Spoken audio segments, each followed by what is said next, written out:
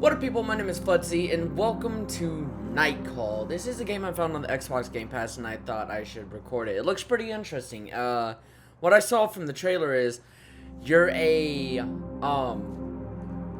taxi driver who gets attacked by a serial killer, and I think it was about, well, it was a certain amount of time later. You're back on the road. You're still doing your taxi job, but there's this crooked cop who wants your help to find out who the murderer or the serial killer is, or else she will pin all the murders on you. So anyways, let's get straight into this. New game.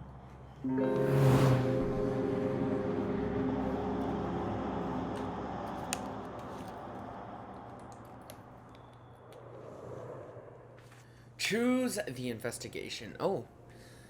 Okay, The victims have all something in common, and the motives seem clear. But which suspect could have done it? Balanced case, perfect for a first run. Okay, so I want to go in order. Let's start with the judge.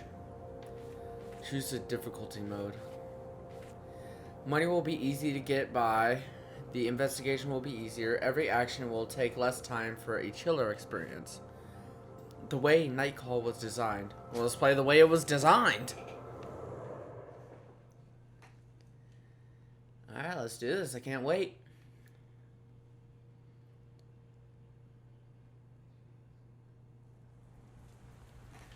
Monkey Moon and Black Muffin Studios. Raw Fury, whatever. I like the style of the game. It's cool looking. I haven't really played a game like it.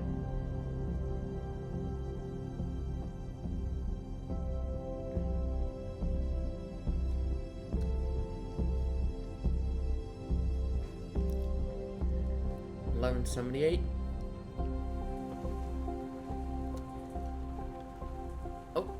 Oh, I don't have anybody in my car right now, or I'm leaving. Oh, gotta smoke my cigarette, you know. Oh my god. Oh my god, he was murdered. Oh, I'm gonna be murdered. What a way to start. Nightcall.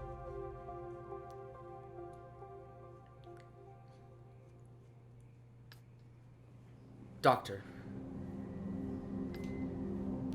Here?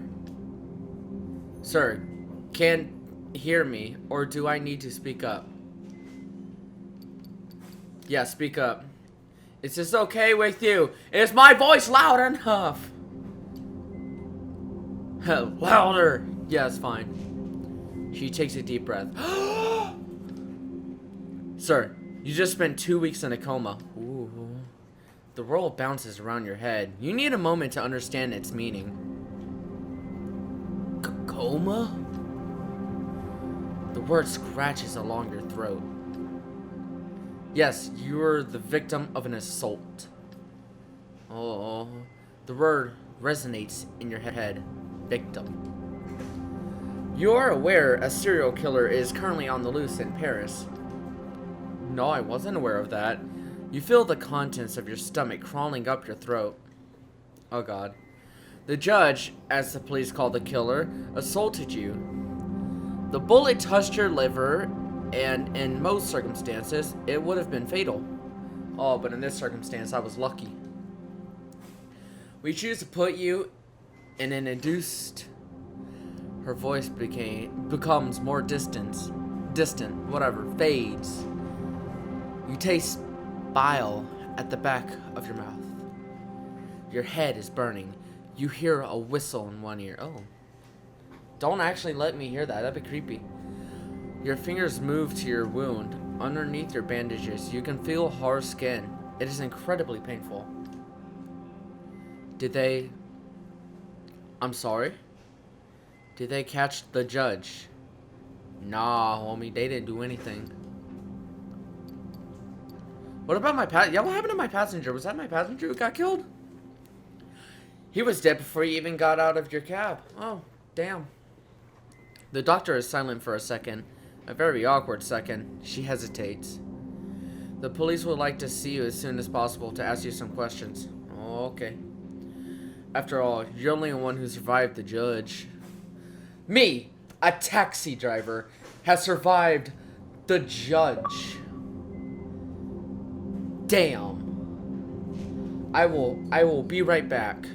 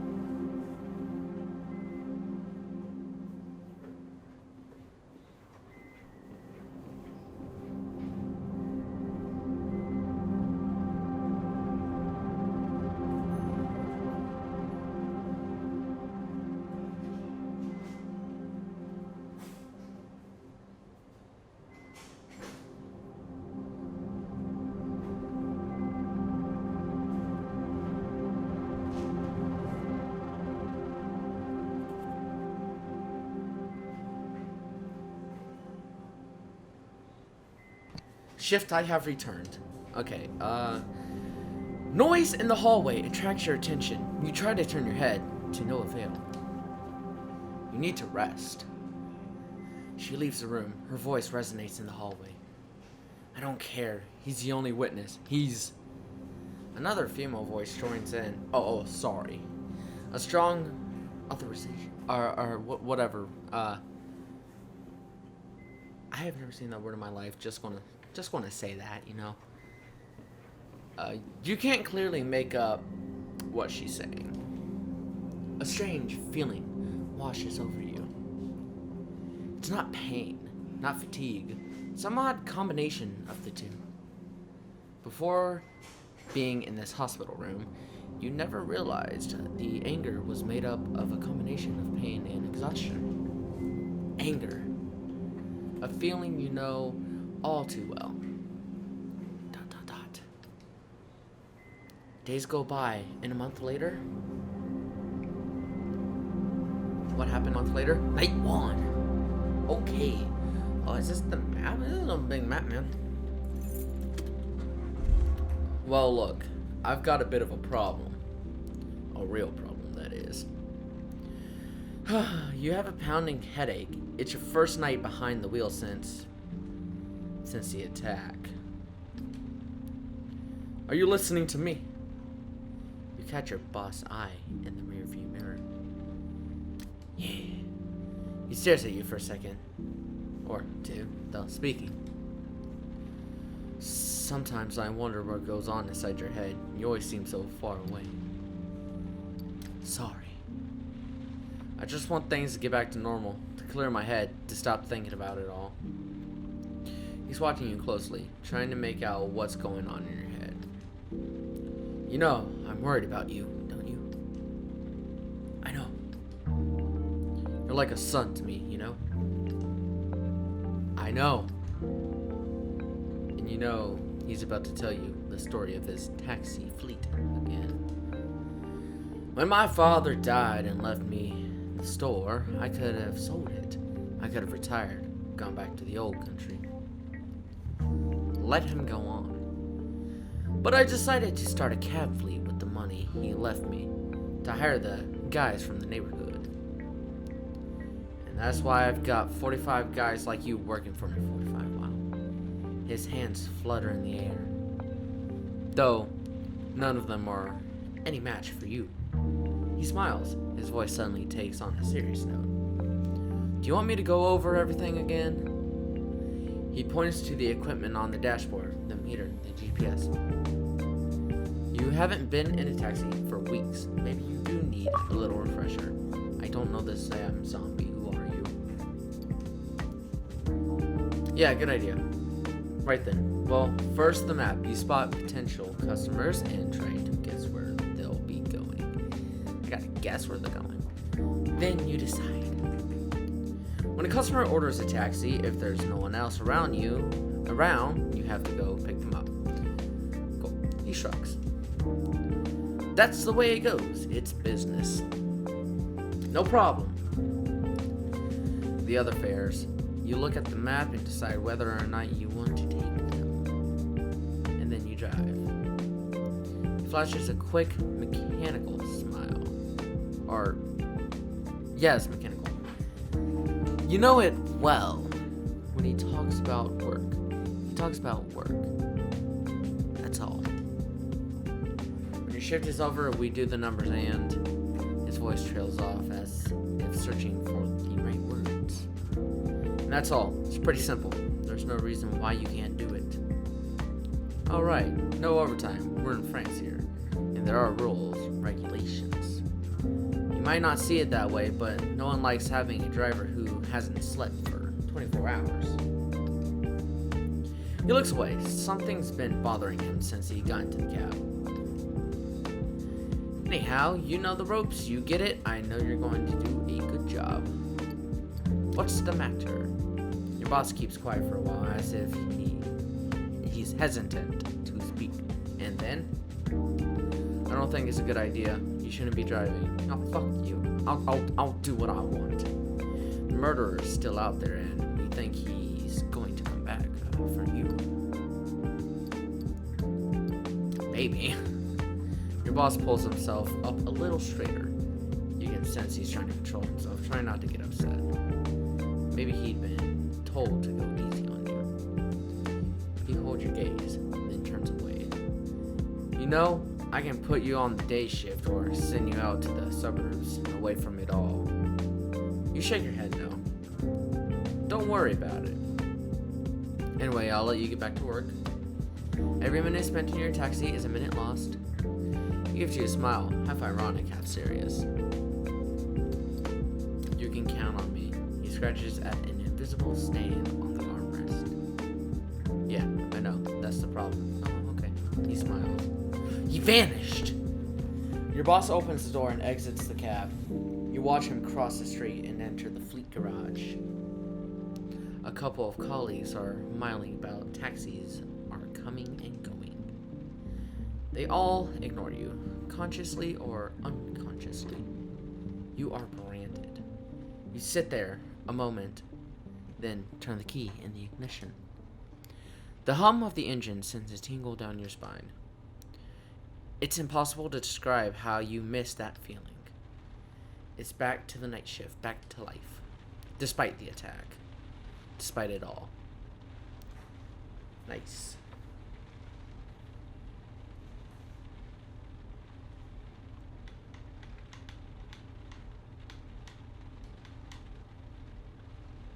Oh wow. Oh wow. Okay, there's a lot of people. Okay, I wanna go get you. You look good. You look good. I got. Is that euros? I think that's euros. I got 327 euros. Port Marriott in the 17th. Thanks. Except the two women getting in the cab give you their address. Okay. Oh. They say nothing as you start the car. A faint scent of alcohol hangs in the air. They've been drinking. Oh, God. After a moment's silence, the younger of the two breaks silence. So, what do you think about him? Who else? Of course, him. Not the bar. Oh, I'm not sure. A strange sound escapes her. She sighs. He seems pretty dumb. Oh, fuck you. Are you talking about me? Dumb? How so? You know, dumb as a doornail. All but staring at himself in the mirror over the bar when he went to get drinks. Okay, she's not talking about me. But does that matter? No, not really. He's got a good body. Good looking. Lots of energy. He's got a sort of animal vibe. A little like a panther. I really like that style. You really like that style? Passengers exchange a look. The older of the two gives her friend a smile. You know exactly what I mean. They reach for each other's hands in the back seat of the car. The gesture is full of tenderness. Is that a dog? That's a dog. She has a dog. A moment of silence. The older woman clears her throat. What about you? What did you think of him? The young woman gives herself a minute to think. I don't know. He was heavy, too sure of himself, and he spends too much time at the gym. Did you get that bit about? Yeah, please. Oh, sexual. Oh. A short, mocking laugh escapes her. He was pretty heavy-handed with all his expertise on yoga and orgasms. Oh my. True, though, strong pelvic floor muscles can't hurt. Well, anyhow, he was all preachy. You should write a book, the perfect gift for your ex-husband. They burst out laughing. When the laughter dies down, the younger of the two resumes talking in a more serious tone. Anyhow, like I was saying, she looks at her friend intently. Ooh. Is it really that important? I mean, we're looking for a donor. Not a father, not a lover, not a guardian or a godfather. Nothing but a donor. Whoops. Yeah, just a donor. She casts a glance in your direction, conscious all of a sudden they aren't alone in the cab. She goes on, lowering her voice. Yes, but still, if he had been on a date, I think I would have been out of there in 5 minutes flat. I do yoga. I meditate 6 hours a day. I went to whatever that is to learn the ancient art of, and serfdom did exist in Tibet before the 1950s. I checked on Wikipedia. I thought Buddhists were supposed to be curious and open-minded. It was like some old conservative dude in the body of a young Brad Pitt. Man, I really can't read for shit. Pause again. But like you were saying, does all that really matter? Her friend nods. The two young women are lost in their respective thoughts. You know, I'm not against that kind of stuff or anything. It's up to him. If he wants to be a drag with all that yoga and meditation bullshit, I don't have a problem with that. She gives her girlfriend a reassuring look. Girlfriend? Oh. Anyhow, there's no way any of that is going to be passed on to our daughter. Or our son. Her friend flashes her a big smile. But it's going to be a girl. I can feel it. And yoga, it's not genetic. We'll have to ask Dr. Vital. Yes, I bet he really loved that. He'll think we're messing with him. He said we could ask him anything. She's going to take us for a couple of idiots. Besides, it's impossible. Pompousness cannot be passed on to children. Whatever that word means. The younger woman doesn't seem convinced and makes an exaggerated pout. So you're saying an ear for music? Yes, that's passed on, but prejudice? Prejudice. I don't fucking know. It isn't. Exactly. Okay, so if you don't want to believe me, she leans towards you all of a sudden. Oh shit, hi. Sorry to bother you, but did you hear what we were just talking about? Yes, I did. No need to feel embarrassed or anything. We were talking out loud after all. Her friend lets out a sigh. Come on, leave him alone. He was just asking. Well, right, so my wife and I are meeting potential donors in order to conceive a baby. Oh, fuck that. I'm not gonna fuck you in the ass. Or the pussy, or, you know. Her partner rolls her eyes. And we were wondering if you thought, fuck that word, could be passed on to children genetically. You give her a look in the rearview mirror and take a moment to answer. The question is so utterly absurd. Leave him alone, Emily. He is a taxi driver, not a geneticist. Fuck. These words are too big for me. Don't get all worked up about it. I'm just asking his opinion. Nah, it's impossible. The passenger flops onto the car seat. So the answer is no, is it? You're no fun. Seriously? We should have taken another cab driven by a genetics expert. She bursts out laughing. The younger passenger leans forward towards you. Oh, am I here? Oh, sorry. Oh, I'm almost there. My partner doesn't mean anything by all that. Really? We've had a bit to drink, and it's the first time for us tonight. We're meeting donors. You pull up to the client's address and cut the engine. I'm really already there? It looks like I got like, oh, okay. Be understanding, though. No problem. The passenger seems relieved. I'm a cab driver. I'm used to all kinds of funny stuff. I can imagine. Have you been driving a cab for long? You avoid her eye. Yeah, you could say that. The passenger pays for the ride. She lets out a sudden guffaw and can't help adding. Anyhow, thanks for answering. Come on, Emily, that's enough. As her friend tugs at her arm, Emily starts to mumble to herself. I definitely think we should ask the doctor, just in case. We need a second opinion. You wait until the two women have entered the building, then start the car. I have got 34 euros. I believe that is euros. I hope I'm not wrong. You know, Camtech, correct me. Okay, well, that was, Night Call? Yeah, it was Night Call. Right? Yeah, Night Call. That was Night Call. I hope y'all enjoyed this first episode of it. I want to leave it off right here. But I do hope y'all enjoyed that video. Or this video, or, you know, it's a video, you know. Oh, wait, what's this? This one's glowing. Oh, I'm driving. Anyways, I'll see you guys in the next episode.